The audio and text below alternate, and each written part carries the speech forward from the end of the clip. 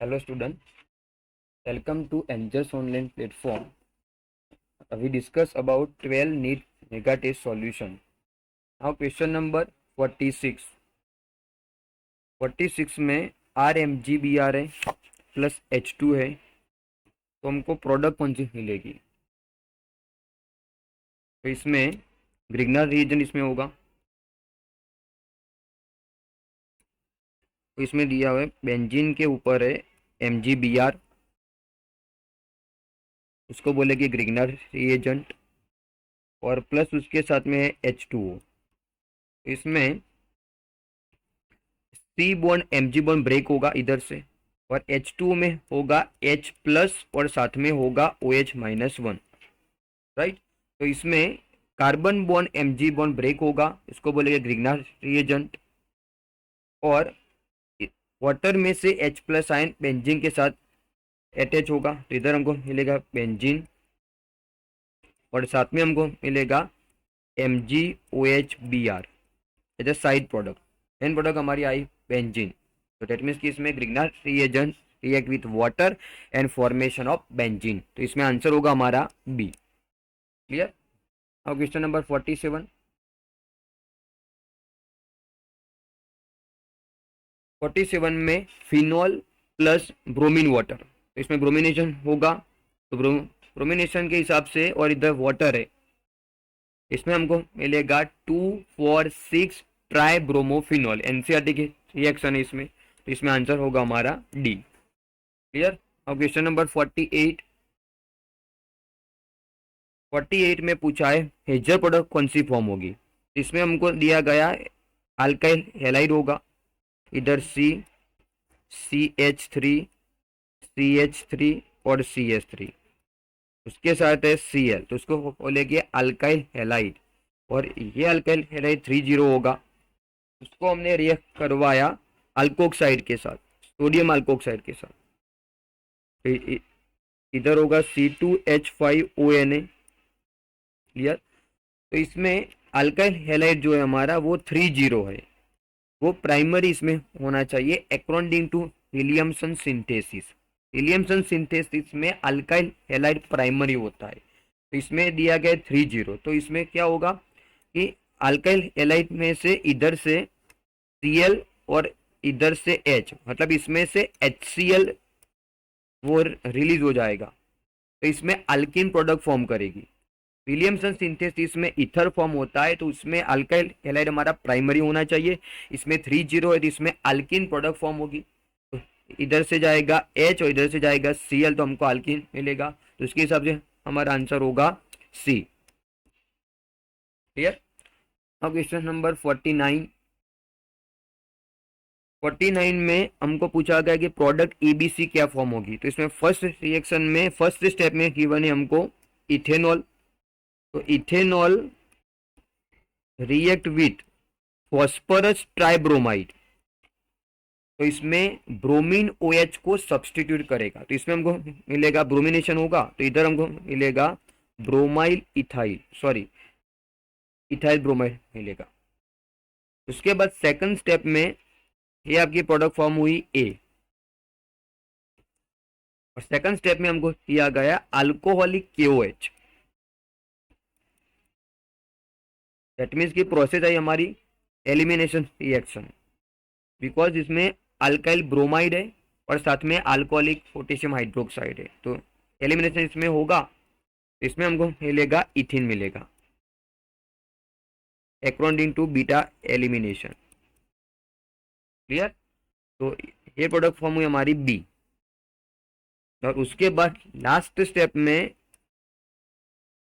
React करवाए इसको bromine के साथ, Br2 के साथ, तो इसमें ब्रोमिनेशन होगा अल्किन प्लस ब्रोमीन, इसमें हमको मिलेगा ये सिंगल बॉन्ड है वो सिग्मा, वो दूसरा बॉन्ड पाई, उसमें जो सेकंड बॉन्ड फॉर्म वो ब्रेक हो जाएगा, तो इधर हमको मिलेगा CH2 और दोनों कार्बन पे ब्रोमीन अटैच हो जाएगा, तो उसको बोलेगी 1,2 डाइब्रोमो इथेन।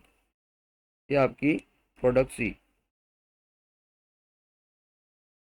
राइट। तो फर्स्ट प्रोडक्ट में ब्रोमिनेशन हुआ फर्स्ट स्टेप में, तो हमको मिला इथाइल ब्रोमाइड, और सेकंड स्टेप में अल्कोहलिक पोटेशियम हाइड्रोक्साइड के साथ एलिमिनेशन हुआ, बीटा एलिमिनेशन हुआ, तो इसमें हमको मिला अल्किन, और लास्ट स्टेप में ब्रोमिनेशन हुआ तो हमको मिला 1,2 डाइब्रोमो इथेन। उसके हिसाब से हमारा आंसर होगा सी। क्लियर। अब क्वेश्चन नंबर 50 में पूछा है कि alkyl iodide can be best prepared by, वो डायरेक्ट एनसीईआरटी का क्वेश्चन है कि अल्काइल आयोडाइड प्रिपरेशन करने के लिए कौन सी मेथड यूज करते हैं। तो स्वार्ट्ज रिएक्शन आएगी फ्लोरीन के लिए, और फ्रिंकलस्टेन रिएक्शन आएगी फ्रॉम अल्काइल आयोडाइड के लिए। तो हमारा आंसर होगा B according to NCERT. Now question number 51। तो 51 में हमको पूछा गया प्रोडक्ट ए एंड बी। तो फर्स्ट स्टेप में होगा इधर CH3 और इधर होगा CH2 रिएक्ट करवाए फर्स्ट स्टेप में ब्रोमीन ब्रोमीन के साथ, राइट, और साथ में होगा लाइट। तो इसमें इस कार्बन पे H होगा, तो इसमें फर्स्ट स्टेप में ब्रोमीन हाइड्रोजन को रिप्लेस करेगा। इसमें हमको ये प्रोडक्ट मिल जाएगी ए प्रोडक्ट में, और इधर H की प्लेस पे आएगा Br। क्लियर। ये वाला कार्बन 30 कार्बन है, थर्ड डिग्री कार्बन, इसमें ब्रोमीन अटैच होगा। उसके बाद लास्ट स्टेप में H2 दिया गया है, तो H2 में होगा H प्लस आयन और साथ में होगा OH minus ion. OH minus ion as a nucleophilic reagent, वो केंद्रानुरागी प्रक्रिया है, तो उसमें वो OH माइनस आयन होगा, वो ब्रोमीन को रिप्लेस करेगा। तो इसमें हमको प्रोडक्ट मिलेगा, ब्रोमीन की जगह पे आएगा OH, राइट। 1 मिनट।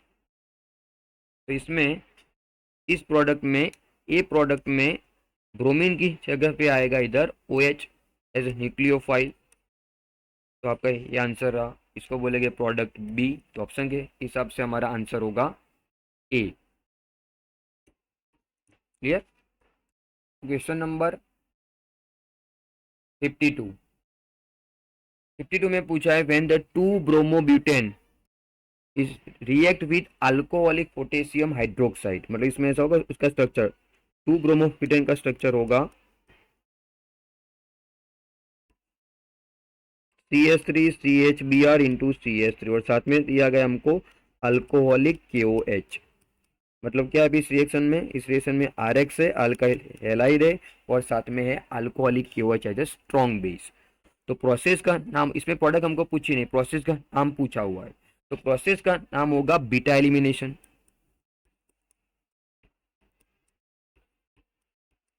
क्लियर। और इस ऑप्शन में उसका नाम इसमें डायरेक्ट दिया गया नहीं है। बीटा एलिमिनेशन में क्या होता है कि एक कार्बन में से ब्रोमीन जाएगा और दूसरे कार्बन में से H जाएगा, राइट। जिस कार्बन के साथ X है वो जाएगा, और उसके साइड के कार्बन में से, मतलब इस कार्बन को हम लोग कंसिडर करेंगे अल्फा कार्बन, तो साइड का कार्बन होगा बीटा कार्बन, ये भी बीटा कार्बन। तो अल्फा कार्बन से Br जाएगा और बीटा कार्बन से H जाएगा, उसको बोलेंगे डिहाइड्रो एलोजिनेशन। तो वो हमारा ऑप्शन होगा डी में, तो हमारा आंसर होगा दिल्ली।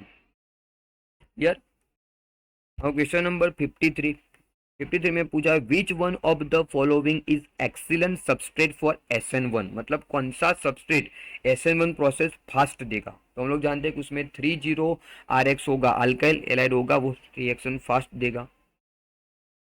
सबस्ट्रेट में होना चाहिए एक्चुअली RX में प्राइमरी होगा तो उसका रिएक्शन स्लो होगा, उसके बाद सेकेंडरी का ज़्यादा होगा, उसके बाद 30 का ज़्यादा होगा। तो इसमें उसके हिसाब से हमारा आंसर होगा सी, क्योंकि इसमें 30 अल्काइल एलाइड प्रेजेंट है। क्लियर। नाउ क्वेश्चन नंबर 54 में पूछा है which of the following method is best to get alkyl chloride. तो अल्काइल क्लोराइड को प्रिपेयर करने के लिए कौन सी प्रोसेस सबसे इंपॉर्टेंट या बेस्ट है। तो जिसमें हमको मिलेगा डायरेक्ट CH3CH2OH है, इथेनॉल है, अल्कोहल को रिएक्ट करवाएंगे, इस सारी प्रोसेस में हमको मिलेगा RCl, अल्काइल हैलाइड मिलेगा सब में।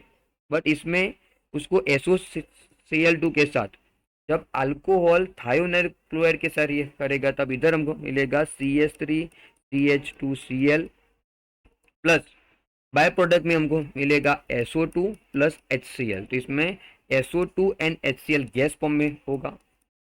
सब में प्रोडक्ट कॉमन मिलेगा अल्काइल क्लोराइड, बट SOCl2 के साथ साइड प्रोडक्ट में हमको मिलेगा SO2 प्लस HCl, दोनों गैसेस फॉर्म में होंगे। तो गैसेस फॉर्म में होगे तो इसको हम लोग इजीली रिलीज करेंगे, उसको रिमूव इजीली कर सकते हैं। तो उसके हिसाब से इस प्रोडक्ट का हमको प्योरिटी ज़्यादा मिलेगी, राइट। इस प्रोडक्ट की प्योरिटी ज़्यादा होगी।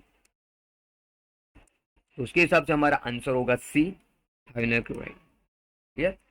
अब क्वेश्चन नंबर 55। 55 में हमको सेंटेंस दिया गया, aryl halide are more reactive than alkyl halide toward nucleophilic substitution reaction. Sentence गलत है, because according to NCERT alkyl halide is more reactive toward nucleophilic reaction. तो इसमें ये सेंटेंस गलत है। रीजन में दिया गया हमको कि intermediate carbocation is more stable obtain from aryl, वो भी गलत है। दैट मीन्स कि assertion and reason both are wrong. तो हमारा आंसर होगा डी। क्लियर। अब क्वेश्चन नंबर 56। 56 में the lambda infinite value of KNO3 given है, LiNO3 गिवन है। तो इसमें हमको पूछा गया है lambda infinity for potassium ion की वैल्यू भी गिवन है। क्वेश्चन में हमको पूछा गया find out lambda infinite for Li+1। Li+1 के लिए हमको infinite molar conductivity find out करनी है। इसमें हमको Li+ के लिए infinite molar conductivity find out करनी है। इलेक्ट्रोकेमिस्ट्री का एक क्वेश्चन है। तो इसमें हमको दोनों सॉल्ट हमारे पास है। फर्स्ट सॉल्ट हमारे पास है KNO3 है और सेकंड सॉल्ट है LiNO3 है। इसमें फर्स्ट की वैल्यू हमको गिवन है 145 और सेकंड की वैल्यू गिवन है 110.1, राइट। और उसके साथ में हमको गिवन है K+ आयन के लिए लैम्डा इनफाइनाइट की वैल्यू है 73.5, राइट। तो इसमें हमको Li+ के लिए मोलर कंडक्टिविटी फाइंड आउट करनी है, राइट। तो इसमें दोनों में कॉमन सी एक बात है कि नाइट्रेट आयन कॉमन है दोनों सॉल्ट में, तो दोनों सॉल्ट फॉर्म में है, तो दोनों में नाइट्रेट आयन कॉमन है, राइट। इसमें भी नाइट्रेट आयन है, उसमें भी नाइट्रेट आयन है। तो दोनों में नाइट्रेट आयन कॉमन होगा। तो इसमें हमको पोटेशियम के लिए वैल्यू गिवन है। तो इसके अकॉर्डिंग टू हम लोग इसमें से नाइट्रेट आयन का इनफाइनाइट कंडक्टिविटी फाइंड आउट करेंगे, राइट। इसमें होगा KNO3 के लिए वैल्यू गिवन है, वो वैल्यू गिवन है 145। तो उसके अकॉर्डिंग टू हम लोग फाइंड आउट करेंगे कि NO3-1 के लिए कितनी वैल्यू आएगी। Lambda infinite for nitrate ion के लिए वैल्यू आएगी 145 - 73.5। पोटेशियम की वैल्यू गिवन थी, तो इसके अकॉर्डिंग टू हम लोग नाइट्रेट आयन की वैल्यू इजीली निकाल सकते हैं। तो उसको माइनस करने के बाद इसमें आंसर होगा 71.5। क्लियर।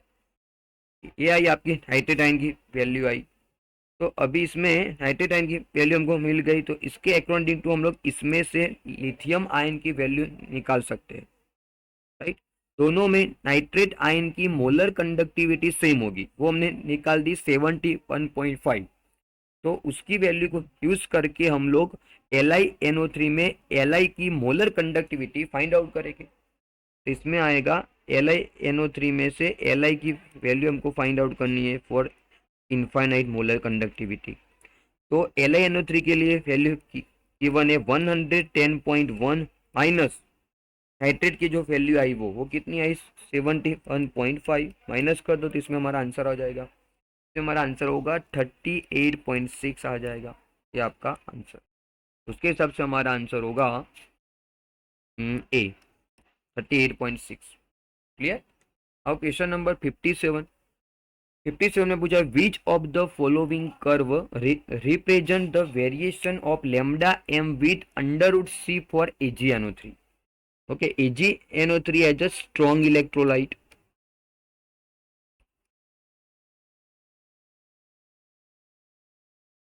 और स्ट्रांग होगा तो उसका lambda M versus under root C का कंसंट्रेशन का ग्राफ होगा स्ट्रेट लाइन, राइट। तो इसके हिसाब से हमारा आंसर होगा ए, क्योंकि इसमें स्ट्रांग इलेक्ट्रोलाइट होगा तो वो कंटिन्यूसली उसका ग्राफ स्ट्रेट लाइन में मिलेगा और डिक्रीज फॉर्म में होगा। क्लियर। अब क्वेश्चन नंबर 58। 58 में हमको पूछा है which of the following solution having maximum, मतलब किस सॉल्यूशन का कंडक्टिविटी सबसे हाईएस्ट पूछा है। इसमें कंडक्टिविटी इसमें हमको फाइंड आउट करना है और इसमें मैक्सिमम पूछा गया है, राइट। तो फर्स्ट ऑप्शन में हमको गिवन है 0.1 मोलर HCl। चारों ऑप्शन में मोलारिटी सेम है, कंसंट्रेशन सेम है, तो हम लोग फाइंड आउट करेंगे उसके नंबर ऑफ आयंस। तो HCl में 1 मिनट, HCl में नंबर ऑफ आयंस हो गए 2, HCl में नंबर ऑफ आयंस इसमें हो गए 2, एक H प्लस और दूसरा Cl माइनस आयन, इसमें आएंगे 2 आयंस।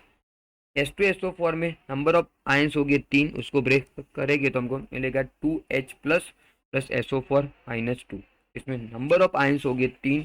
उसके बाद एसिटिक एसिड में नंबर ऑफ आयंस हो गए 2 और H2CO3 इसमें नंबर ऑफ आयंस हो गए 3, उसको बोलेंगे कार्बोनिक एसिड। तो सेकंड एंड थर्ड में नंबर ऑफ आयंस ज़्यादा है, राइट। तो ए एंड सी तो ऑप्शन इसमें हमारा आएगा नहीं, इसमें नंबर ऑफ आयन 2 है। तो अभी इस ऑप्शन बचा हमारा बी एंड डी। तो सल्फ्यूरिक एसिड और H2CO3, तो सल्फ्यूरिक एसिड जो होगा वो स्ट्रॉन्ग एसिड होगा, और जितना स्ट्रॉन्ग एसिड होगा उसका वाटर में आयोनाइजेशन उतना ज़्यादा होगा, और जितना आयोनाइजेशन ज़्यादा होगा तो उस सॉल्यूशन की कंडक्टिविटी ज़्यादा होगी, राइट। तो उसके हिसाब से हमारा आंसर होगा sulphuric acid H2CO3 as a weak acid, तो उसकी जो आयोनाइजेशन होगा वो सल्फ्यूरिक एसिड की कंपैरिजन में कम होगी। क्लियर। अब क्वेश्चन नंबर 59। 59 में हमको सॉल्व दिए गए, एक AgNO3 है, दूसरा AgCl है और तीसरा NaCl है, और सबके लिए इनफाइनाइट डाइल्यूशन की कंडक्टिविटी हमको गिवन है, राइट। इसमें हमको पूछा गया है then find out the molar conductivity of NaNO3 at infinite dilution. तो इसमें हमको सोडियम नाइट्रेट के लिए मोलर कंडक्टिविटी फाइंड आउट करनी है, और सॉल्ट में गिवन है AgNO3 plus AgCl and NaCl। तो हम लोग उलरस लोग हिसाब से इसकी वैल्यू फाइंड आउट करेंगे, तो लेमडा इनफाइनाइट और सोडियम नाइट्रेट के लिए इसमें आएगा, सपोज इसमें हमको चाहिए सोडियम और साथ में चाहिए nitrate ion, right. Sodium nitrite में होगा sodium ion plus nitrate ion होगा, तो इसमें हम लोग उसकी मोलर कंडक्टिविटी को फाइंड आउट करने के लिए दो सॉल्ट को सम करेंगे और एक सॉल्ट की वैल्यू को माइनस करेंगे अकॉर्डिंग टू कोलरस लो। तो इसमें आएगा NaCl, इसमें हमको क्या चाहिए NaNO3 चाहिए, तो इसमें होगा NaCl प्लस AgNO3। क्लियर। इसमें से हमको चाहिए सोडियम और इसमें से हमको चाहिए नाइट्रेट आयन, राइट। उसके बाद जो एक्स्ट्रा आयन्स है इसमें इसमें एक्स्ट्रा आयन हो गए, कौन से हो गए Cl और Ag, दोनों एक्स्ट्रा है, राइट। समझ में आ रहा है। NaNO3 हमको चाहिए, तो उसमें हमको क्या चाहिए, इसमें Na चाहिए और NO3 चाहिए, राइट। तो इसमें से हमको Ag और Cl एक्स्ट्रा फॉर्म में है, तो उसको हम लोग माइनस कर लेंगे इसमें से। इसमें 1 मिनट फिर से लिखता हूँ। सोडियम नाइट्रेट की वैल्यू फाइंड आउट करने के लिए NaCl प्लस AgNO3 को सम करेंगे और माइनस करेंगे इसमें AgCl। इसमें हमको चाहिए सोडियम और नाइट्रेट चाहिए, तो दोनों इसमें जो Ag है और Cl है वो हमको इसमें चाहिए, नहीं तो उसकी वैल्यू माइनस कर देंगे। इसमें आंसर होगा हमारा NaCl की वैल्यू गिवन है 110 प्लस सिल्वर नाइट्रेट की वैल्यू गिवन है 115, सॉरी NaCl के लिए वैल्यू होगी इसमें 110 और AgNO3 के लिए वैल्यू होगी 115 माइनस AgCl की वैल्यू है 120। हमारा आंसर होगा इसमें 105। ये आ गई आपकी infinite molar conductivity for NaNO3।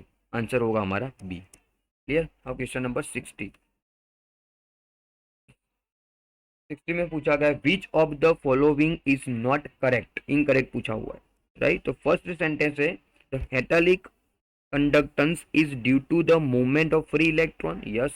Right sentence है according to the NCERT conductivity metal की शो करेगी अकॉर्डिंग टू फ्री इलेक्ट्रॉन, मेटल में फ्री इलेक्ट्रॉन होंगे तो वो कंडक्टिविटी शो करेगा, राइट है सेंटेंस। इसमें हमको पूछा इनकरेक्ट, राइट। तो फर्स्ट हमारा आंसर होगा नहीं। Second sentence the electrolytic conductance is due to the movement of ions in the solution, solution में कंडक्टिविटी के लिए आयंस रिस्पॉन्सिबल होते हैं, वो भी राइट है। Third carrying ions does not necessary for current discharge at the electron, वो भी राइट है, ओके। और last sentence the metallic conductance increasing with the increasing temperature, no this sentence will be wrong because metallic conductance में temperature को increase करेंगे तो conductivity decrease होगी, दोनों इनवर्सली प्रोपोर्शनल होते हैं, राइट। मेटल में टेम्परेचर को इंक्रीज करेंगे तो उसकी कंडक्टिविटी डिक्रीज होगी, सो इसमें रॉन्ग मतलब इनवर्सली लिखा हुआ है, तो ये सेंटेंस रॉन्ग होगा और उसके हिसाब से हमारा आंसर होगा डी, इनकरेक्ट पूछा है, राइट। और नीचे भी दूसरा सेंटेंस है that the electrolytic conductance decrease with temperature, वो भी रॉन्ग है। मेटालिक कंडक्टेंस में टेम्परेचर को इंक्रीज करेंगे तो कंडक्टिविटी डिक्रीज होगी, एंड सॉल्यूशन में टेम्परेचर को इंक्रीज करेंगे तो कंडक्टिविटी इंक्रीज होगी, डन। तो ये वाला सेंटेंस हमारा रॉन्ग है। अब क्वेश्चन नंबर 61, 61 में what will be the molar conductivity of aluminium plus 3 ion, तो इसमें हमको एल्यूमिनियम प्लस 3 आयन के लिए मोलर कंडक्टिविटी फाइंड आउट करनी है। इसमें हमको सॉल्व दिया गया है Al twice SO4 thrice, Al twice SO4 thrice aluminium sulphate के लिए वैल्यू गिवन है 858 मोलर कंडक्टिविटी, राइट। तो इसमें हमको सल्फेट आयन की कंडक्टिविटी गिवन है 160, राइट। सल्फेट आयन की कंडक्टिविटी है 160, तो इसमें हमको एल्यूमिनियम प्लस 3 की मोलर कंडक्टिविटी फाइंड आउट करनी है, राइट। तो इसमें फर्स्ट ऑफ ऑल एक एल्यूमिनियम के लिए फाइंड आउट करनी है, इसमें हमको एल्यूमिनियम के लिए मोलर कंडक्टिविटी फाइंड आउट करनी है। तो इसके लिए एक SO4 की वैल्यू है 160, तो इसमें इसको मल्टीप्लाई करेंगे कि लेमडा m और सल्फेट आयन, तो इसमें एक सल्फेट आयन की वैल्यू है 160, इसमें सल्फेट आयन टोटल है 3, राइट। तो मल्टीप्लाई विथ 3 करेंगे और इसका जो आंसर आएगा, राइट, इसको मल्टीप्लाई करने के बाद इसमें जो आंसर होगा वो कितना आएगा, इसमें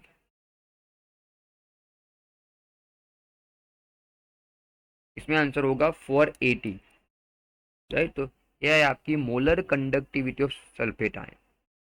अभी जो इसका जो आंसर है सल्फेट आयन की जो कंडक्टिविटी आई और एल्यूमिनियम सल्फेट की जो कंडक्टिविटी आई उसमें से सल्फेट आयन की माइनस कर देंगे तो एल्यूमिनियम की आ जाएगी।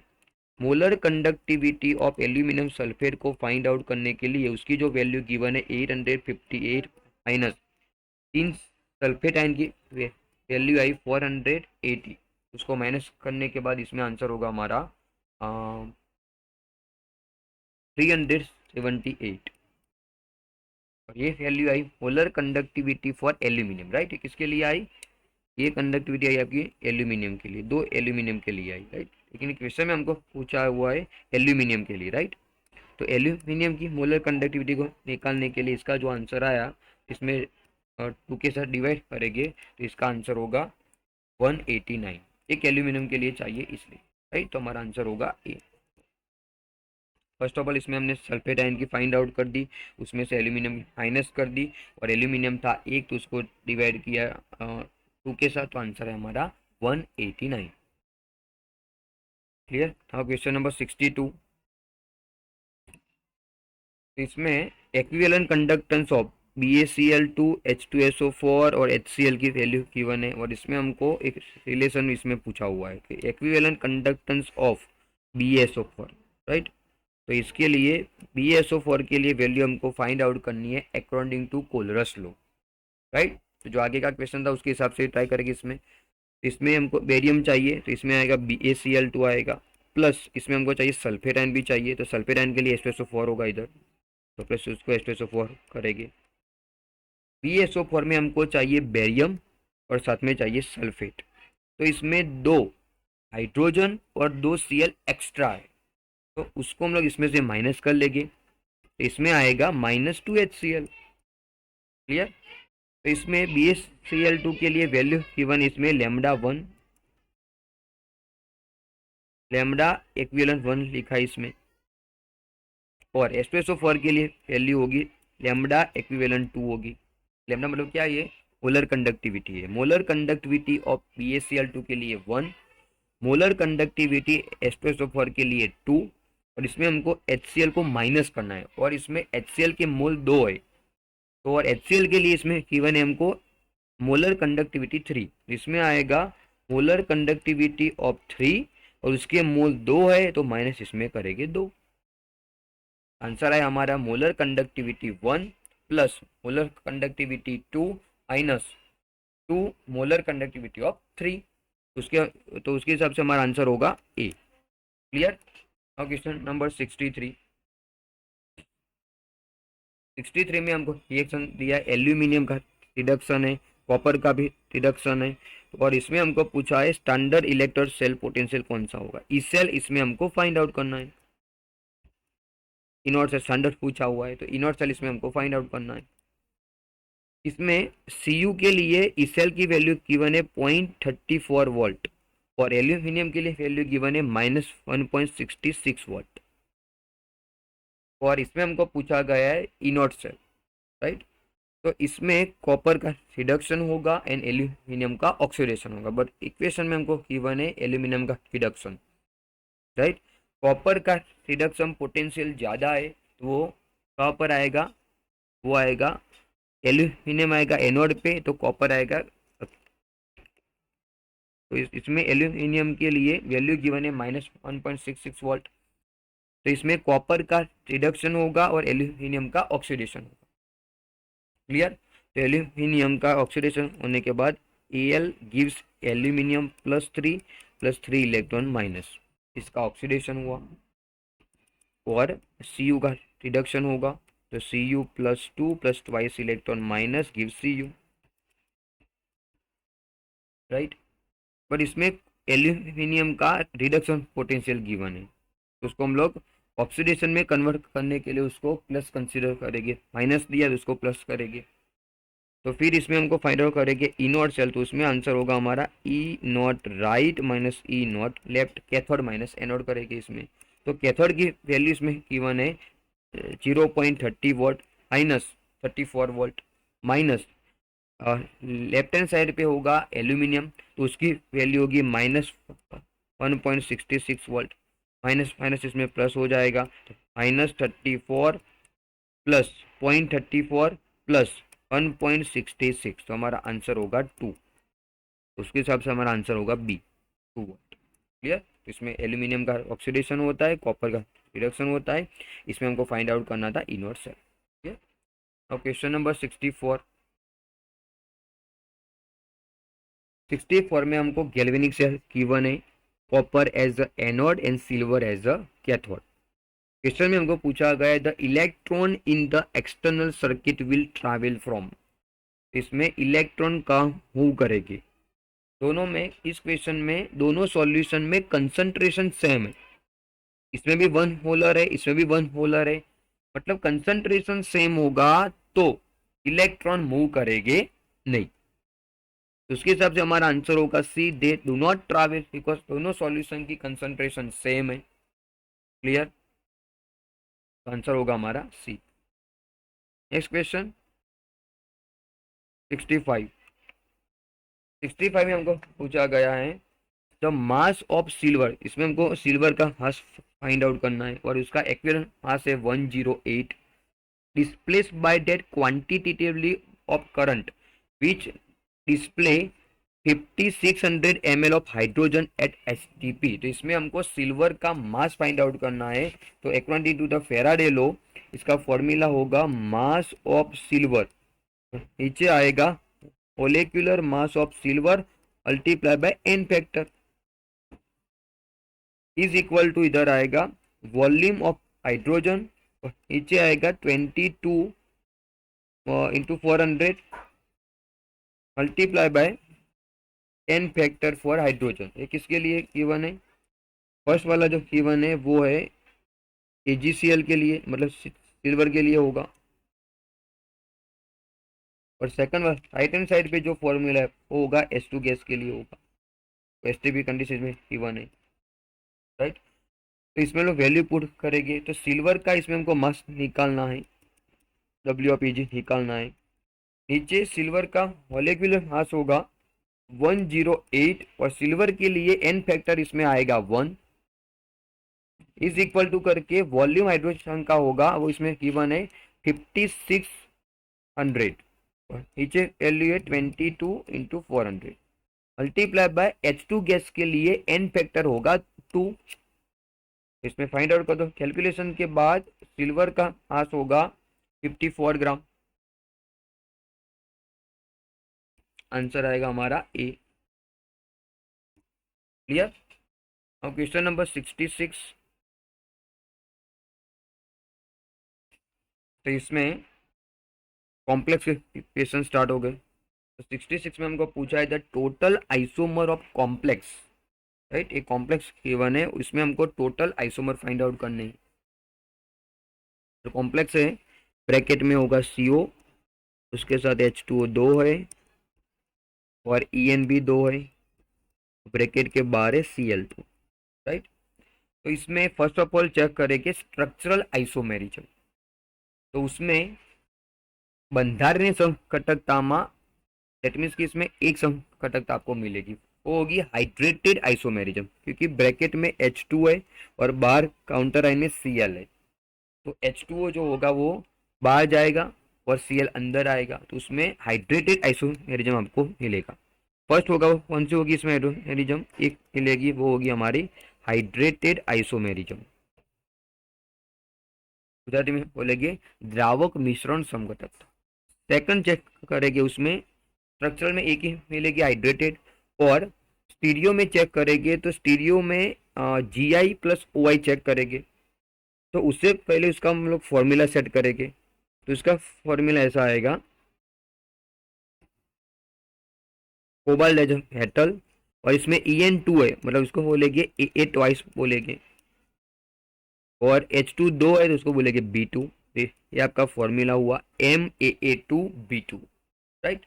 उसके बाद हम लोग स्टीरियो में जाएंगे, तो स्टीरियो में इसमें Gi मिलेगी हमको दो, एक सिस और एक ट्रांस, और OI में हमको मिलेगा एक ड्रेक्सटो और दूसरा लिवो। बट ड्रेक्सटो जो होगा और एक सिस होगा वो दोनों सेम हो गए, तो इसमें OI को कंसिडर करेंगे 1, राइट। तो उसके हिसाब से एक हाइड्रेटेड आया, दो Gi आए और एक OI आया, तो उसके हिसाब से हमारा आंसर होगा 4, राइट। आंसर होगा हमारा बी। क्लियर। अब क्वेश्चन नंबर 67। तो इसमें ऑक्टाहेड्रल कॉम्प्लेक्स है, और ऑक्टाहेड्रल कॉम्प्लेक्स के लिए डेल्टा O की कंपैरिजन में splitting energy for octahedral, right, उसकी वैल्यू की कंपैरिजन में पेयरिंग एनर्जी की वैल्यू ज़्यादा है। जब पेयरिंग एनर्जी की वैल्यू ज़्यादा होगी तब इलेक्ट्रॉन पेयरिंग होगा नहीं। तो इसमें कॉन्फ़िगरेशन में हमको गिवन है D5 दिया हुआ है, ये आपके ऑर्बिटल D,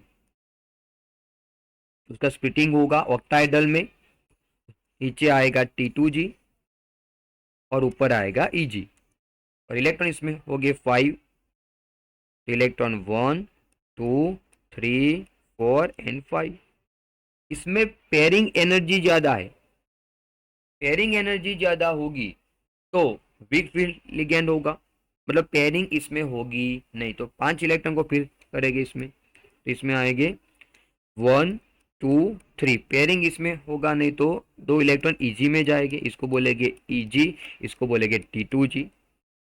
पेयरिंग होगा नहीं तो इसमें इलेक्ट्रॉन आएंगे 3, इसमें आएंगे इलेक्ट्रॉन 2, तो उसके हिसाब से हमारा आंसर होगा बी। क्लियर। अब क्वेश्चन नंबर 68। 68 में हमको पूछा गया है CFSE वैल्यू, उसको बोलेंगे crystal field splitting sorry stabilising energy, right.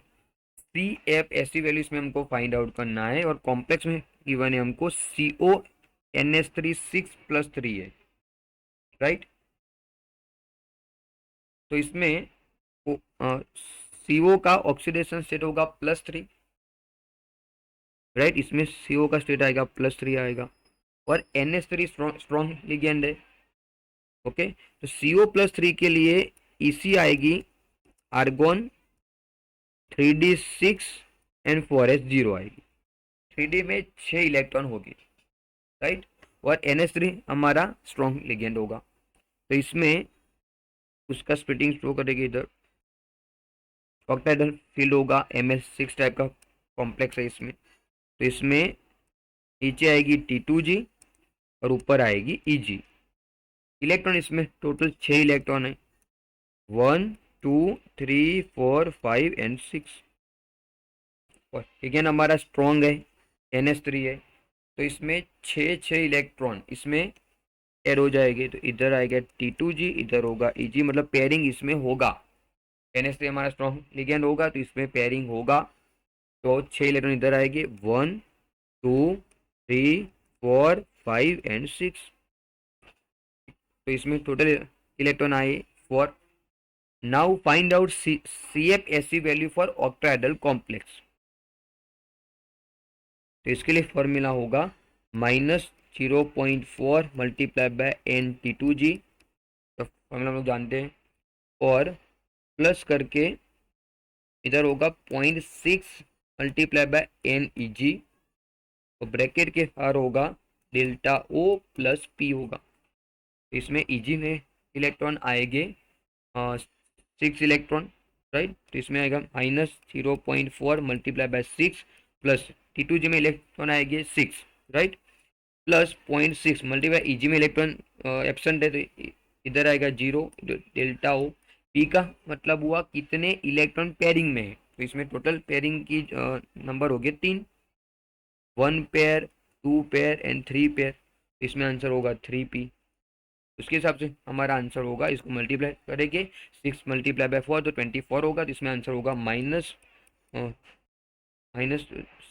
Multiply 0.4, हाँ। तो इसके हिसाब से आंसर होगा -2.4 डेल्टा O प्लस 3P आएगा। तो इसके हिसाब से हमारा आंसर होगा 3P आएगा इसमें। इसके हिसाब से हमारा आंसर होगा C। क्लियर। ये passive value for octahedral complex. अब क्वेश्चन नंबर 69। 69 में हमको पूछा है complex which show linkage isomerism. Linkage isomerism किसमें प्रेजेंट होगा। तो इतना हम लोग जानते हैं कि linkage isomerism present in ambident ligand, उभयदंती लिगेंड में જોવા મળશે। तो linkage isomerism present in ambident ligand, और एम्बिडेंट लिगेंड के एग्जांपल में हो गए 4, एक CN, एक HCN, एक OCN और NO2। तो 4 ऑप्शन में से कौन से ऑप्शन में इन 4 में से कोई लिगेंड प्रेजेंट है। तो इसमें NO2 है, nitrito. Nitrito as ambident ligand, तो वो लिंकेज आइसोमेरिज्म शो करेगा। हमारा आंसर होगा C। क्लियर। अब question number 70। Geometrical isomerism in coordination compound is generally exhibited by, मतलब GI कहाँ पर मिलेगा। तो डायरेक्ट क्वेश्चन है NCERT का कि geometrical isomerism show only square planar and octahedral complexes, tetrahedral complexes does not give GI because इसमें सारे एटॉम एक एंगल पे होंगे 109 degree 28 times. So GI only given by square planar and octahedral complexes. Clear. तो answer होगा हमारा B। अब question number 71। The coordination number of platinum in C platinum EN thrice plus 3। तो इसमें हमको प्लेटिनम का कोऑर्डिनेशन नंबर फाइंड आउट करना है। तो EN एज अ द्विदंती लिगेंड होगा, वो एक EN 2 बॉन्ड फॉर्म करेगा। तो इसमें EN 3 है तो टोटल 6 बॉन्ड फॉर्म करेगा। तो प्लेटिनम का कोऑर्डिनेशन नंबर इसमें आएगा 6, answer C। Clear. Now question number 72। Which among the following metal carbonyl are inner orbital complex, right. और दूसरा पूछा है डायमैग्नेटिक प्रॉपर्टी, कौन सा कॉम्प्लेक्स, 4 ऑप्शन में से कौन सा कॉम्प्लेक्स इनर ऑर्बिटल होगा और वो डायमैग्नेटिक होगा। तो फर्स्ट ऑप्शन में गिवन है NiCO4, राइट। तो NiCO4 में और सब में CO होगा, कार्बोनिल कार्बोनिल कार्बोनिल, राइट। तो carbonyl as a strong ligand ना, carbonyl as a strong ligand. तो इसमें पेयरिंग होगा, राइट। तो NiCO4 में जैसे हमने क्लास में डिस्कस किया था कि इसमें Na का और कॉम्प्लेक्स का हाइब्रिडाइजेशन आएगा sp3, और निकल का कन्फिग्रेशन होगा 3d8 4s2, राइट। इसमें आएगा 3d8 एंड 4s2 होगा, और इसमें CO स्ट्रॉन्ग लिगेंड होगा। तो 3D के इलेक्ट्रॉन इसमें आएंगे 8 और 4s के इलेक्ट्रॉन इसमें आएंगे 2, वो पेयरिंग हो गए। तो इसमें 3D ऑर्बिटल कंप्लीटली फिल हो जाएगी। तो मतलब दैट मीन्स कि वो इनर ऑर्बिटल होगा नहीं, sp3 उसका हाइब्रिडाइजेशन आएगा, मतलब वो आउटर ऑर्बिटल होगा। तो फर्स्ट ऑप्शन हमारा गलत है। बी FeCO5 है, तो इसमें Fe में कन्फिग्रेशन आएगा हमारा, तो ये फर्स्ट ऑप्शन रॉन्ग है हमारा। सेकंड होगा FeCO5, तो Fe में EC आएगी हमारी 3d6 एंड 4s2। ठीक है, हमारा स्ट्रॉन्ग है तो इसमें 8 इलेक्ट्रॉन पेयरिंग हो जाएंगे, 3D के 6 इलेक्ट्रॉन, 4s के 2 इलेक्ट्रॉन, तो टोटल 8 इलेक्ट्रॉन इसमें पेयरिंग करेंगे, राइट। उसके बाद एक 3D ऑर्बिटल खाली है, और उसके बाद 4sp है और 4p भी खाली है, और इसमें CO आने वाले टोटल 5। तो इधर आ जाएगी CO 1 2 3 4 एंड 5, इसमें टोटल CO आएंगे 5, और इसमें हाइब्रिडाइजेशन आएगा sp3d2 आएगा, सॉरी एस डी, इधर से स्टार्ट करेंगे तो DsP3 आएगा। और अंदर की ऑर्बिटल का यूज किया, इलेक्ट्रॉन 3D में आए तो उसको बोलेंगे इनर ऑर्बिटल कॉम्प्लेक्स, और सारे इलेक्ट्रॉन पेयरिंग में है तो उसको बोलेंगे डायामैग्नेटिक। तो वो हमारा आंसर आ सकता है FeCO5 as the inner orbital and diamagnetic. उसके बाद जो ऑप्शन में गिवन है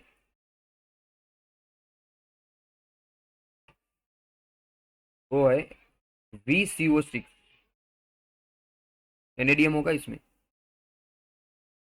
तो इसमें वेनेडियम के साथ CO6 है, इसमें वेनेडियम का EC आएगी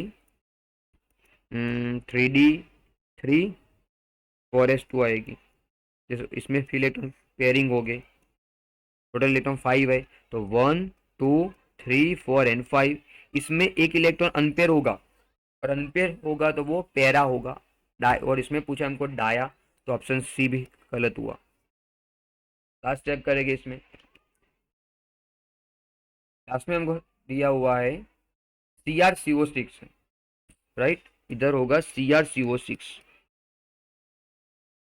इसमें क्रोमियम की EC आएगी आर्गोन 3d5 4s1। तो इसमें इलेक्ट्रॉन 6 है, और CO हमारा स्ट्रॉन्ग लिगेंड है, तो इसमें 6 इलेक्ट्रॉन पेयरिंग हो जाएंगे 1 2 3 4 5 एंड 6, और इसमें CO आने वाले 6। इसमें अ, 2 3D के ऑर्बिटल, एक S और 3 P में इलेक्ट्रॉन आ जाएंगे, तो इसमें से इलेक्ट्रॉन फिर करेंगे, तो इसमें हाइब्रिडाइजेशन आएगा D2sp3 आएगा, D2sp3 होगा। इसमें अनपेयर इलेक्ट्रॉन एब्सेंट है, मतलब सारे इलेक्ट्रॉन पेयरिंग में है, तो वो होगा डायामैग्नेटिक। और अंदर की ऑर्बिटल से इलेक्ट्रॉन फिल करे तो इसको बोलेंगे इनर ऑर्बिटल। तो ये वाला भी हमारा आंसर होगा, inner orbital and diamagnetic. That means की FeCO5 and CrCO6 both are inner orbital complex and diamagnetic. तो उसके हिसाब से हमारा आंसर होगा 2 एंड 4, मतलब ऑप्शन के हिसाब से आंसर होगा हमारा C 2 and 4, both are inner orbital plus diamagnetic. Clear. अब क्वेश्चन नंबर 73 में हमको पूछा है कि कॉम्प्लेक्स गिवन है और कॉम्प्लेक्स के स्टीरियो आइसोमर इसमें हमको फाइंड आउट करने हैं, राइट। तो फर्स्ट होगा हमारा ऑप्शन में COEN ट्वाइस। चलो इसमें डायरेक्ट उसका फॉर्मूला लिखेंगे। स्टीरियो आइसोमर निकालने के लिए स्टीरियो का फॉर्मूला होगा, स्टीरियो आइसोमर का फॉर्मूला होगा GI प्लस OI, मतलब उसमें कितने जियोमेट्रिकल आइसोमर है और कितने ऑप्टिकल आइसोमर है, दोनों का सम करने से आंसर होगा हमारा स्टीरियो आइसोमर। तो फर्स्ट ऑप्शन में उसका हम लोग फॉर्मूला बनाएंगे। तो इसमें होगा हमारा फर्स्ट ऑप्शन के लिए इधर होगा एम, कोबाल्ट के लिए एम, ई एन के लिए ए ट्वाइस, और इसमें सी एल हो गए दो, तो इसके लिए होगा बी टू। तो फॉर्मूला हमारा है फर्स्ट के लिए M A two B two. तो इसमें जी आई आएंगे दो, एक सीस और एक ट्रांस आएगा। उसके बाद ओ आई आएंगे, इसमें दो आएंगे डी प्लस एल, बट जो डी होगा और सीस होगा वो दोनों सेम हो गए, तो इसमें ओ आई आएंगे तीन एक। तो टोटल आंसर होगा इसमें हमारा थ्री। और स्टीरियो आइसोमर इसमें आएंगे three, because two G I and one O I. तो उसके हिसाब से first option is attach with Q, right. तो option A N sorry A N D sorry A N C is wrong, वो नहीं इसमें आएगी, तो इसमें आर है और इसमें क्यू है, सॉरी इसमें पी है, तो वो इसमें आएगा नहीं।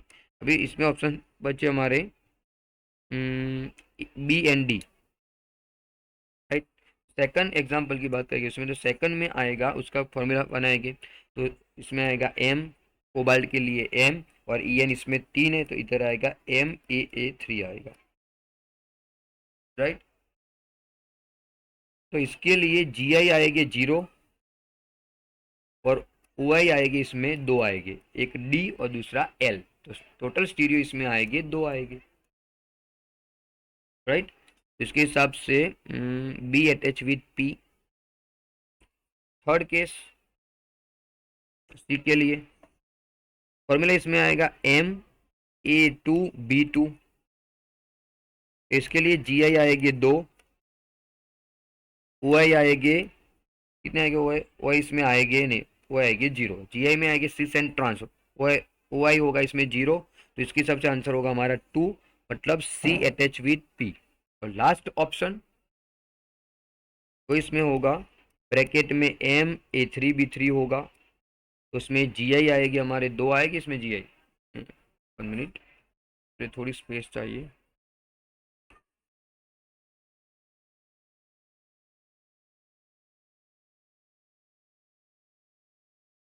लास्ट ऑप्शन में होगा हमारा डी, जिसमें हमको गिवन है M A three B three.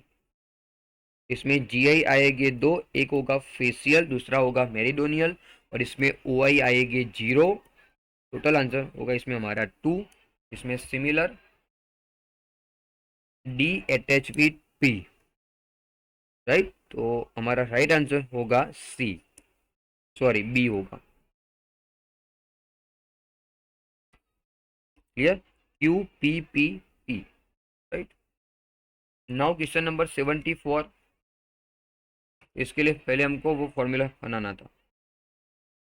अभी इसमें हमको पूछा है कॉम्प्लेक्स गिवन है, और कॉम्प्लेक्स के हिसाब से इसमें हमको म्यू की वैल्यू पूछी है, मैग्नेटिक मोमेंट, राइट।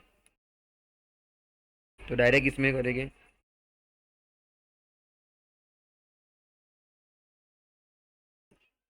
तो फर्स्ट ऑप्शन में ए ऑप्शन में एफ का ऑक्सीडेशन स्टेट होगा +3 और साइनाइड एज स्ट्रॉन्ग लिगेंड होगा। तो Fe+3 के लिए कन्फिग्रेशन आएगा 3d6 4s0, सॉरी Fe+3 है तो इसमें 3d5 आएगा, 3d5 होगा और 4s होगा 0, और Cn हमारा स्ट्रॉन्ग लिगेंड होगा, इसमें पेयरिंग होगा, राइट। इसमें 1 2 3 4 एंड 5। उसके हिसाब से एन की वैल्यू होगी 1, तो म्यू की वैल्यू भी 1 पॉइंट समथिंग आएगी, राइट। तो A option attach with D, right. फिर इसमें सेकंड ऑप्शन में हमको गिवन है FeH2O6+3, के लिए हमको थोड़ी स्पेस चाहिए अभी।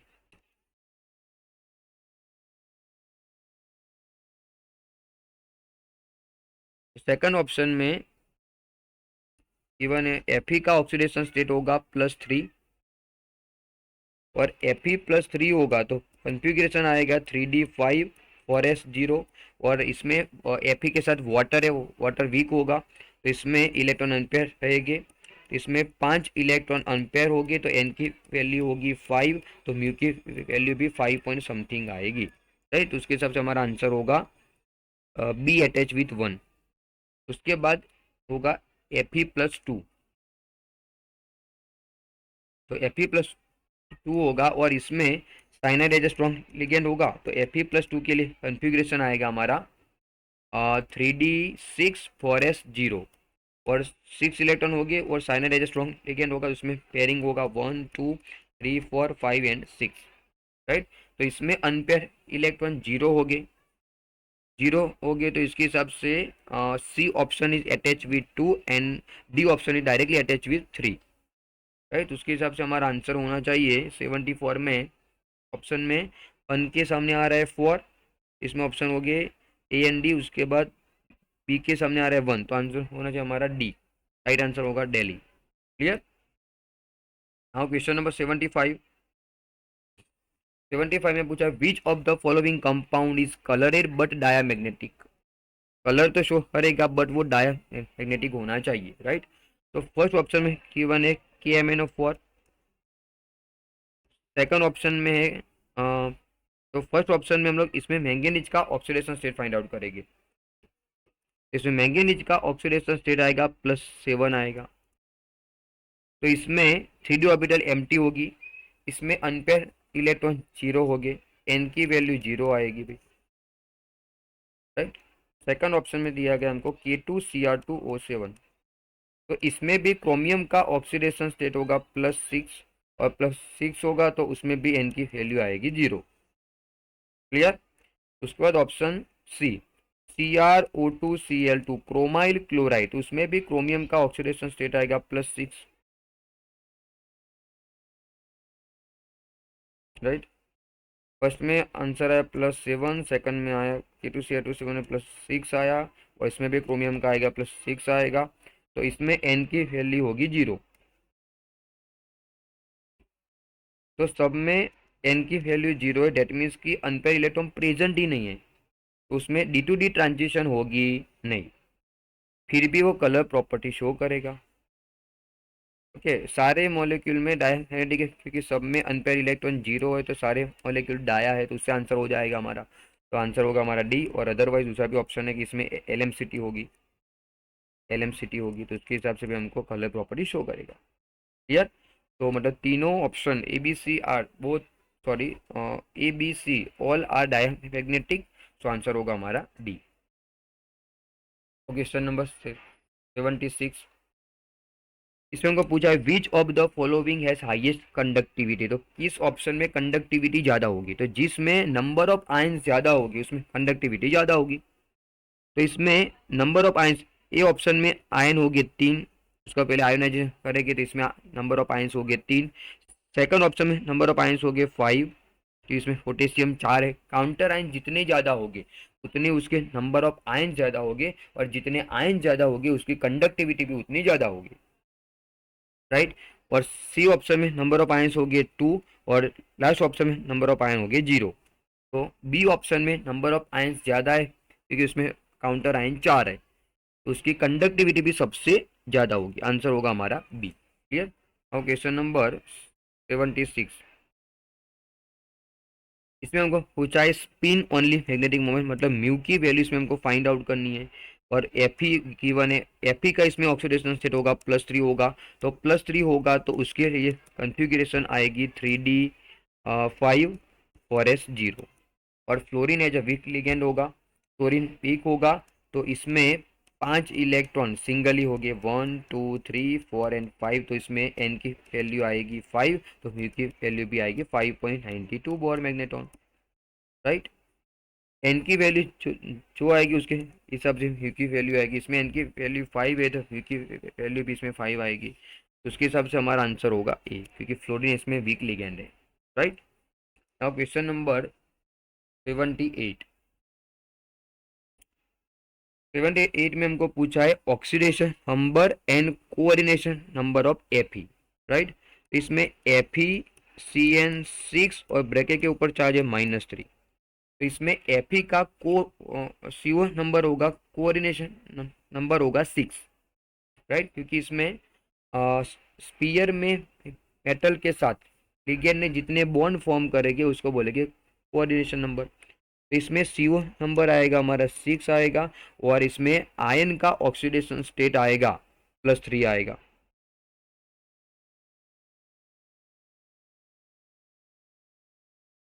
राइट, तो उसके हिसाब से हमारा आंसर, और इसमें पूछा है पहले क्या पूछा, ऑक्सीडेशन नंबर पूछा है। राइट, तो वो आएगा 3 और CO नंबर आएगा 6, तो उसके हिसाब से हमारा आंसर होगा 3 और 6, option A. Clear. Now question number 79, इसमें हमको IUPAC पूछा हुआ है। राइट, तो इसमें गिवन है हमको डाई अमाइन, इसमें NH3 हो गए 2, डाई क्लोराइड हो तो इसमें ClP हो गए 2, और डाई साइन हो तो CnB होगी इसमें 2, और क्रोमेट होगा तो Cr होगा। तो सारे ऑप्शन में वो तो सेम ही आ रहा है, बट क्वेश्चन में हमको क्रोमेट का ऑक्सीडेशन स्टेट 3 पूछा हुआ है। राइट, तो इसमें अमोनिया का चार्ज होगा 0, साइनाइड का चार्ज होगा -1, और Cl का चार्ज भी होगा -1। तो इसमें अंदर का चार्ज होगा -4 और बाहर का चार्ज होगा -1, तो उसके हिसाब से हमारा आंसर होगा बी की, जिसमें क्रोमियम का ऑक्सीडेशन स्टेट +3 आ रहा है। राइट, फर्स्ट ऑप्शन में क्रोमियम का ऑक्सीडेशन स्टेट आएगा, ये -4 तो प्लस होगा 2, आंसर आएगा इसमें। फर्स्ट ऑप्शन में क्रोमियम का ऑक्सीडेशन स्टेट होगा +2। सी ऑप्शन में क्रोमियम का ऑक्सीडेशन स्टेट आएगा CN के 2, मतलब -4, इधर जाके तो +3 आएगा। और फोर्थ ऑप्शन में क्रोमियम का ऑक्सीडेशन स्टेट होगा -4, और इधर जाके +4 तो +1 आएगा। राइट, बट क्वेश्चन में हमको पूछा है +3, तो उसके हिसाब से आंसर होगा हमारा बी। नाउ क्वेश्चन नंबर 80 में हमको पूछा है which of one of the following complex is not expected to geometrical isomerism, कौन सा कंपाउंड GI देगा नहीं। तो फर्स्ट ऑप्शन में हमारे पास है, उसका फॉर्मूला बनाएंगे Ma4B2, तो वो GI देगा। सेकंड ऑप्शन में फॉर्मूला होगा Ma2B2, वो भी देगा। थर्ड ऑप्शन में आएगा Ma2B2, वो भी देगा, मेटल अलग है। लास्ट ऑप्शन में गिवन है Ma4, मेटल के आसपास लिगेंड सेम हो गए तो वो GI देगा नहीं, तो वो हमारा right answer. Clear. Now question number 81 में पूछा which of the following carbonyl will have strongest C bond O bond. Right, तो जिसपे पॉजिटिव चार्ज होगा उसमें उसके बॉन्ड स्ट्रॉन्ग होगा।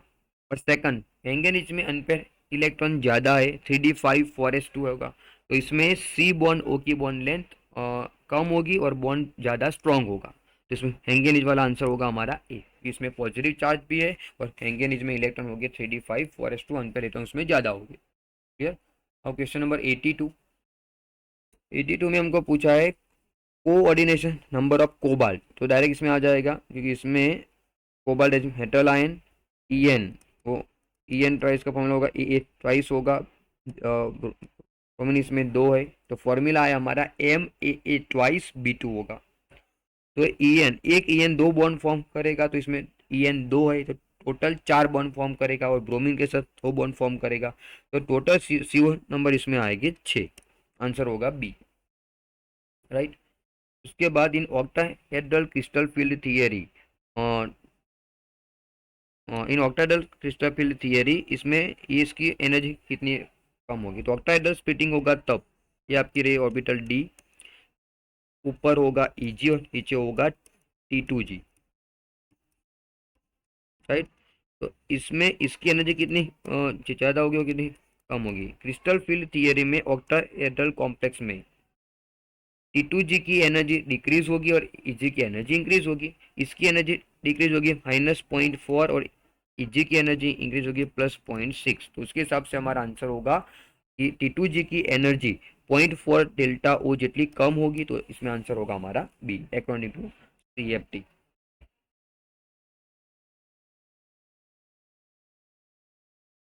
84 क्वेश्चन, assertion है geometrical isomerism arise in heteroleptic complex। yes, what is heteroleptic complex? Metal के आसपास में लिगेंड डिफरेंट डिफरेंट होने चाहिए, तो उसको बोलेंगे हेटेरोलेप्टिक कॉम्प्लेक्स। तो GI के लिए लिगेंड अलग अलग इसमें हमको चाहिए, बिकॉज सेम टाइप के लिगेंड कभी भी GI देंगे नहीं। Right, not give GI। So GI के लिए लिगेंड हमको डिफरेंट चाहिए। तो वो फर्स्ट साइड है हमारा कि GI gives only heteroleptic complex. उसके बाद सेकंड दिया है different GI arrangement of ligand possible, वो भी राइट है। मतलब सेंटेंस और रीजन दोनों राइट है, क्योंकि लिगेंड डिफरेंट डिफरेंट हो गए तभी जीआई शो करेगा, राइट। तो एसर्शन है reason both are right and correct explanation, इसमें हमारा आंसर होगा A. Clear. Now question number 85। 84 वाला क्वेश्चन एनसीईआरटी में भी लाइन गिवन है हमको जीआई में। 85, which of the following complex is inner orbital as well as दो स्पिन कॉम्प्लेक्स। इसमें हमको निकालना है इनर ऑर्बिटल। तो फर्स्ट ऑप्शन में गिवन है CrH2O6+3। तो क्रोमियम का ऑक्सीडेशन स्टेट होगा +3, और +3 होगा तो इसमें आएगा 3D3 आएगी, 4s 0 होगी, और H2 एज वीक लिगेंड होगा तो इसमें पेयरिंग होगी नहीं, तो इलेक्ट्रॉन इसमें आएंगे 3। तो हाँ, इसमें दो 3D ऑर्बिटल एम्प्टी है, आगे 4s है, आगे 4p भी खाली है। इसमें 6H2 आने वाले हैं, तो इधर से H2 के इलेक्ट्रॉन फिल करेंगे, तो हाइब्रिडाइजेशन आएगा D2sp3 होगा। तो ये ऑप्शन हमारा इनर ऑर्बिटल होगा, तो स्पिन कॉम्प्लेक्स भी होगा। सेकंड ऑप्शन में हमको गिवन है FeCN6-3, तो जिसमें Fe का ऑक्सीडेशन स्टेट आ रहा है +3, तो इसी इसके लिए आएगी 3D5, सॉरी +3 है ना, हाँ। तो इसमें आएगी 3D6 4s2, तो इसमें 3D5 आएगी और 4s 0 होगा। तो इसमें भी इलेक्ट्रॉन 5 फिल करने, और CN है जो लिगेंड स्ट्रॉन्ग होगा, तो इसमें 1 2 3 4 एंड 5 इलेक्ट्रॉन का पेयरिंग होगा। डी ऑर्बिटल एम्प्टी है, तो इसका भी हाइब्रिडाइजेशन होगा, D2sp3 होगा, तो वो भी हमारा इनर ऑर्बिटल है। Option CuCN4-3। तो सी ऑप्शन में Cu का कॉपर का ऑक्सीडेशन स्टेट होगा +1, तो इसके लिए कन्फिग्रेशन आएगी हमारे 3D10 4s0। 3D orbital completely fielded है, तो इलेक्ट्रॉन उसमें फिल नहीं करेंगे, तो ये वाला होगा हमारा आउटर ऑर्बिटल, तो वो तो हमारा आंसर इसमें आएगा नहीं, मतलब सी ऑप्शन रॉन्ग है। तो option A and B both are right, तो आंसर होगा हमारा डी। क्लियर। अब क्वेश्चन नंबर 86। 86 में हमको पूछा है which of the following complex known as the inner orbital complex as well as तो स्पिन कॉम्प्लेक्स। सेम क्वेश्चन है, क्वेश्चन सेम टाइप का है, इनर ऑर्बिटल का पूछा हुआ है। तो इसमें फर्स्ट ऑप्शन हमारा गिवन होगा FeCO5, वो आगे भी हमने डिस्कस किया आगे। इसमें एक लास्ट क्वेश्चन भी था, उसमें FeCO5 का हाइब्रिडाइजेशन आता था DsP3 आता था, मतलब वो इनर ऑर्बिटल होगा, राइट। उसके बाद दिया गया NiCO पर, वो भी आगे डिस्कस किया, इसका हाइब्रिडाइजेशन होगा sp3, मतलब वो आउटर ऑर्बिटल होगा। फिर इसमें FeF6-3 होगा, तो जिसमें Fe का ऑक्सीडेशन स्टेट होगा +3, तो कन्फिग्रेशन आएगा 3D5 and 4s0 and 4p0। But इसमें फ्लोरीन वीक होगा, तो इसमें 5 इलेक्ट्रॉन का पेयरिंग इसमें होगा नहीं, मतलब 5 इलेक्ट्रॉन अनपेयर हो गए, तो होगा हमारा आउटर ऑर्बिटल, मतलब NiCO पर भी आउटर होगा और FeF6-3 भी आउटर होगा।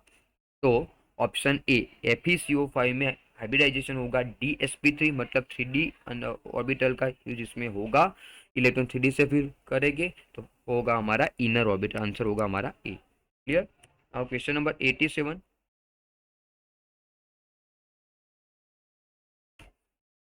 when when KMnO4 solution is added to oxalic acid solution, the decolorization is slow in starting but become instantaneous after some time because। इसमें हमको एक रिएक्शन लिखनी पड़ेगी। इसमें TF में आता है twice MnO4-1 plus 16H plus 5C2O4-2, मतलब KMnO4 react with oxalic acid and formation of 2Mn+2 plus 10CO2 plus 8H2O, right. तो इसमें हमको पूछा है ये क्यों होता है, तो इसमें CO2 as a by product, no, option A is wrong. Mn+2 is catalyst, yes. इस प्रोसेस में Mn+2 होगा एज अ कैटालिस्ट, तो कैटालिस्ट के फॉर्म में होगा, सो स्टार्टिंग में धीरे धीरे डिकलराइज करेगा, फिर इंस्टेंटली करेगा। जब वो कैटालिस्ट के फॉर्म में काम करेगा तब रिएक्शन फास्ट हो जाएगी, तो हमारा आंसर होगा B. Clear. Now question number 88। 88 में पूछा है स्टेबिलिटी का ऑर्डर पूछा हुआ है। तो इसमें कौन सा ऑर्डर राइट है? तो फर्स्ट ऑप्शन में गिवन है Mn+6 एंड Mn+7। इसमें इसका कॉन्फ़िगरेशन होगा 3D1 और इसमें होगा 3D0, मतलब Mn+7 स्टेबल होना चाहिए, बट ऑप्शन में दिया है हमको Mn+6, वो रॉन्ग है। ऐसा होना चाहिए कि Mn+7 होगा वो ज़्यादा स्टेबल होगा, तो option A is wrong. Option B Mn+2 और साथ में है Mn+3, तो इसमें Mn+2 ज़्यादा स्टेबल, ऐसा बोल रहा है कि इसमें कॉन्फ़िगरेशन आएगा 3D5 और इसमें होगा 3D कितना होगा, इसमें 3D4 होगा। हाँ, 3D5 होगा वो हाफ फिल्डेड होगा, और half fielded configuration always stable होता है, राइट। तो इसमें 3D5 ज़्यादा स्टेबल होगा, वो भी हमारा ऑप्शन राइट है। सेकंड ऑप्शन हमारा राइट होगा कि जिसमें Mn+2 as a most stable. उसके बाद थर्ड ऑप्शन चेक करते हैं। थर्ड ऑप्शन में गिवन है Cu+2 और साथ में Cu+1। तो Cu+1 होगा तो उसमें कॉन्फ़िगरेशन आएगा 3D10 और Cu+2 में कॉन्फ़िगरेशन होगा 3D9। तो अकॉर्डिंग टू थियरी 3D10 ज़्यादा स्टेबल होना चाहिए, बिकॉज वो फुल्ली फिल्डेड है, राइट। फुल्ली फिल्डेड वाला ज़्यादा स्टेबल होगा, बट इसमें नीचे क्या लिखा हुआ है, एक्वियस लिखा हुआ है, मतलब वो एक्वियस कंडीशन में होगा, वाटर के साथ होगा। तो वाटर में और एक्वियस स्टेट में Cu+2 की स्टेबिलिटी ज़्यादा होती है, राइट। इधर एक्वियस नहीं होता तो Cu+1 मतलब ज़्यादा स्टेबल होता, बट इसमें एक्वियस स्टेट है तो इसमें Cu+2 ज़्यादा स्टेबल है, बिकॉज एक्वियस स्टेट में इसकी हाइड्रेशन एंथैल्पी ज़्यादा होती है, राइट। हाइड्रेशन एंथैल्पी जितनी ज़्यादा होगी उतनी उसकी स्टेबिलिटी भी ज़्यादा होगी, तो इसमें Cu+2 होगा वो ज़्यादा स्टेबल होगा as compare to Cu+1 in aqueous state. तो option C is wrong. Now last option, Chromium+2 and Chromium+3 है, तो +2 होगा तो उसमें कॉन्फ़िगरेशन आएगा 3D3 आएगी, सॉरी Cr+2 है तो Cr+2 में कॉन्फ़िगरेशन आएगा 3D4 और Cr+3 में आएगी 3D3 आएगा, राइट। तो इसमें 3D4 की कंपेरिजन में 3D3 ज़्यादा स्टेबल होता है, राइट। तो इसके हिसाब से ऑप्शन डी भी रॉन्ग है, तो हमारा आंसर होगा B, Mn+2 more stable as compared to Mn+3। Now 89 number question, which of the following does not give chromyl chloride test, right। इसमें कौन सा आयंस क्रोमाइल क्लोराइड टेस्ट नहीं देगा? तो इसमें कंसेप्ट आता है कि chromyl chloride test given by ions which are ionic, मतलब जो आयन आयोनिक होगी वही क्रोमाइल क्लोराइड टेस्ट देगी। तो इसमें NaCl आयोनिक होता है तो वो टेस्ट देगा, राइट। NaCl, उसके बाद potassium chloride, ammonium chloride, all ions are ionic, but HgCl2 is not ionic, तो वो क्रोमाइल क्लोराइड टेस्ट देगा। आंसर होगा हमारा सी, उसका नेचर होगा कोवेलेंट टाइप, राइट, वो देगा नहीं। Last question, the correct statement about interstitial compound, वो डायरेक्ट एनसीईआरटी का क्वेश्चन है इसमें। और इसमें लिखा हुआ था interstitial compound are form by small atoms such as carbon, hydrogen, hydrogen boron. तो first sentence will be right, direct NCERT का क्वेश्चन है इसमें। सेकंड सेंटेंस है this compound are non stoichiometric, वो भी राइट है। और third, the show difference in physical property but similar in in chemical property, मतलब इसकी फिजिकल प्रॉपर्टी अलग अलग होगी और दूसरी केमिकल प्रॉपर्टी सेम होगी। तो ऑप्शन सी भी राइट है, ऑप्शन ए भी राइट है, बी भी राइट है। दैट मीन्स कि ऑल सेंटेंस आर करेक्ट, सो हमारा आंसर होगा दिल्ली। क्लियर, और सॉल्यूशन इज कंप्लीटेड।